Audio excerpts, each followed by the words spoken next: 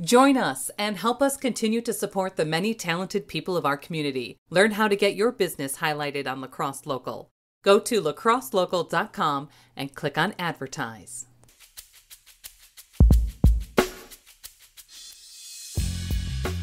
We connect with musician Trapper Schoepp. We talk about early memories of music, his latest album, Mayday, a furry inspiration for the I Am a Writer music video, playing live, and his co-write with Bob Dylan. Check out Trapper Schoepp November 12th at the Pump House Regional Arts Center.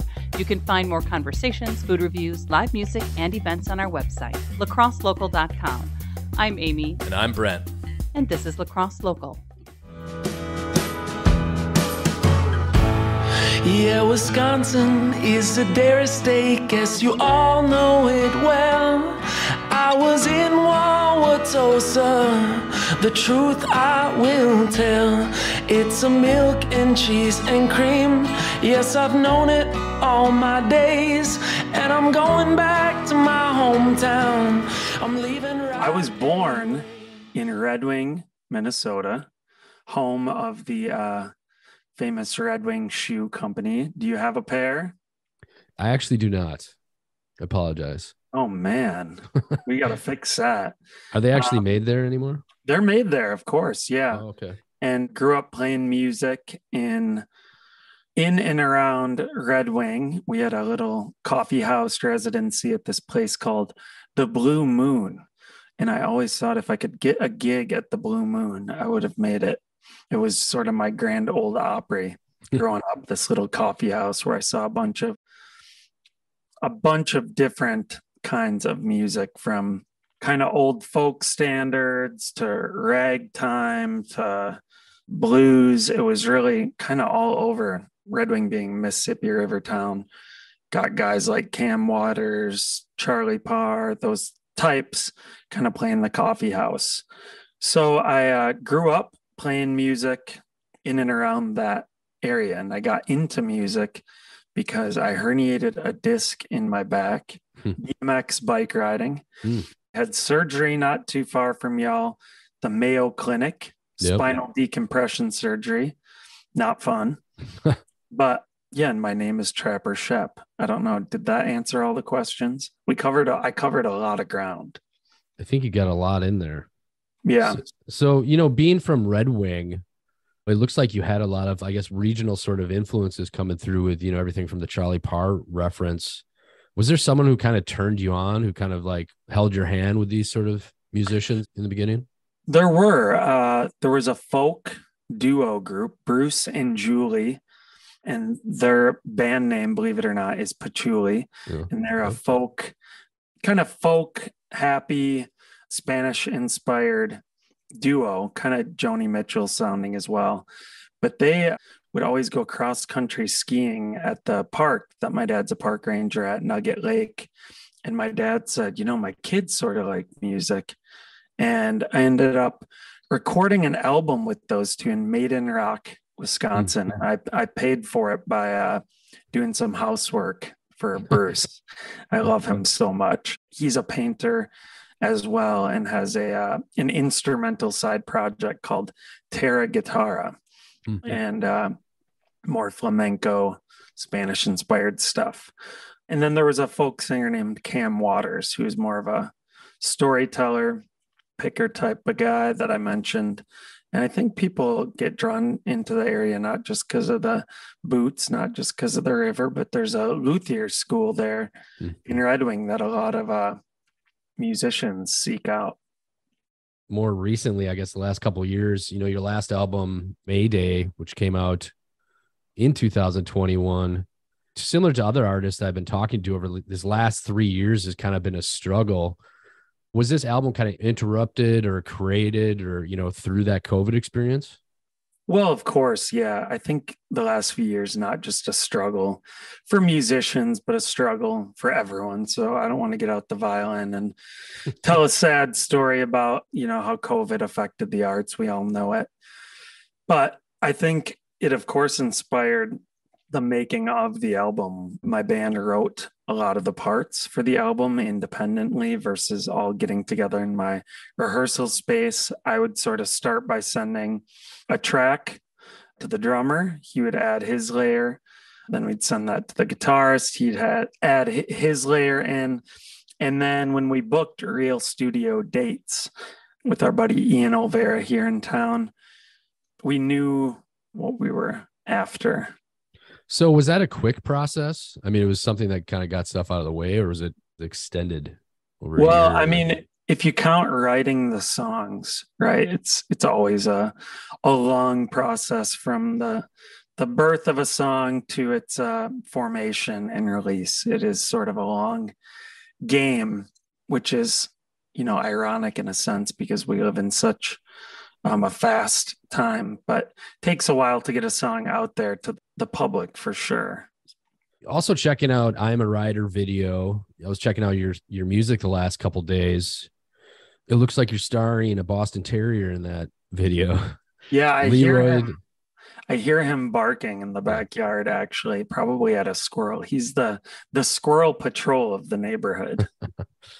What was kind of the inspiration for that? Just for a bike ride and wanted to feature your dog, or? Well, everyone loves dogs, right? Yeah, absolutely. No, I've been really into the Boston Terrier dogs about 5 years now. And I've had a few in and out of my life. I had always thought it would be a great idea to kind of make a music video where the dog is like in a sidecar or, like a sidekick, like superhero kind of thing or something. I am a rider. Will you take me as I am? I am a rider since Birmingham. I am a rider. Good God, goddamn. Won't you take me as I am? A dog finally came into my life, little Leroy, and he had already acquired the skill of sitting patiently in a bike dog seat. So we basically just biked all around to my favorite spots in Milwaukee and had a filmmaker named Samer Ghani film it all in his chase car, his white Jeep. And it was just really fun and joyful. And I think we live in dark times right now, no doubt. So if you can bring a little light in via a dog video, why not do it? So I had fun making it. Yeah, I just like that it was actually in the title, starring Leroy the Boston Terrier. Yes, but, it definitely was it seemed like a poppy, happy song that we all need. So, coming up, playing the Pump House Regional Arts Center, November 12th, what can people kind of expect from your show? Well, that's going to be a duo night with me and my brother, Tanner Shep. He'll play bass. I'll sing. He'll sing. It'll be a family affair. But the acoustic shows lend itself to more storytelling, more interaction, a bit looser than a band show. So I think we'll play a bunch of songs of our own, slip some covers in, and tell everyone about the songs as we go. It will be really fun. Storytelling with those songs. It just reminded me, I actually saw you at Midwest Music. I can't tell with COVID anymore, but I think it was 4 years ago. It was at the Warehouse in downtown La Crosse. Oh man. But around that time, I believe it was around that same time, the song On Wisconsin, a song that you wrote.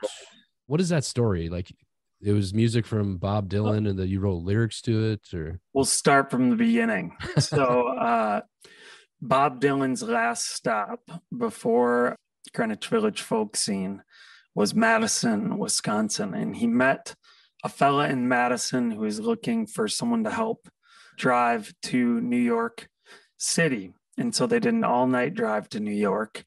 And Bob Dylan, of course, rose to prominence in the folk scene there, got a record deal with Columbia.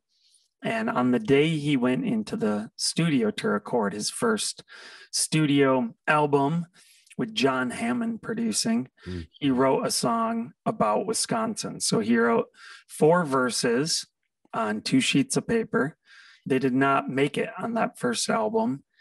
And 57 years later, I'm scrolling through Facebook one day, and I see this article that says, long lost Bob Dylan lyrics about Wisconsin up for auction, $30,000. And I'm thinking, well, I don't have that kind of dough, but I could probably finish the song. So I finished it, booked a studio that weekend, and I added a chorus to it, and I fixed up some of his lyric flubs. The Nobel Prize winner spelled Wauwatosa as Wow Wow Toaster, which I thought was pretty funny.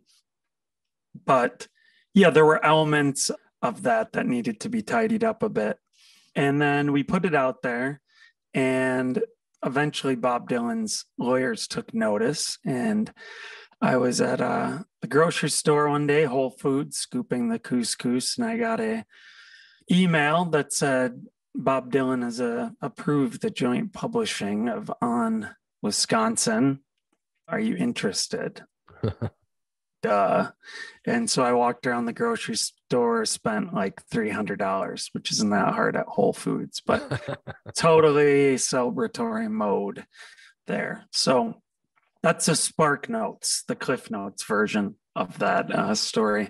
I'm headed to Wisconsin, 2,000 miles to go. Madison, Milwaukee, sets my heart aglow. I'm a-coming to that state and my heart's beating fast. And I'll jerk my banjo gently, twiddle my mustache on Wisconsin. On Wisconsin, calling me that way. But we put it out and we got a bunch of cool Wisconsinites to star in the music video, from Charlie Barron's The Manitowoc Minute fella to Russ Feingold to Richard Raley, who is a Hollywood actor who starred in Office Space and Free Willy, and musicians from the Bodines and Violent Femmes and so on and so forth. So I do love Wisconsin. It's a lot of good people, a lot of good nature, a lot of good cheese. There was kind of a wave with that song when you put that out there. So for people that want to follow along, maybe want to check out that show at the Pump House, or will be checking out that show November 12th, where do you put it out there? Are you on the social media website, all that jazz? I'm on the internet. All the things. You just type into the Google machine, Trapper Shep. Yep. And you'll find me on all the different platforms. So we will see you there, and we'll see you at the Pump House, okay? La Crosse Local Podcast is a production of River Travel Media. Do you have an interview idea you'd like to share with us? Message us on Facebook at La Crosse Local. Find out more about us at lacrosselocal.com, and you can subscribe to the La Crosse Local Podcast on your favorite podcast app. If you like us, rate us 5 stars. We appreciate it.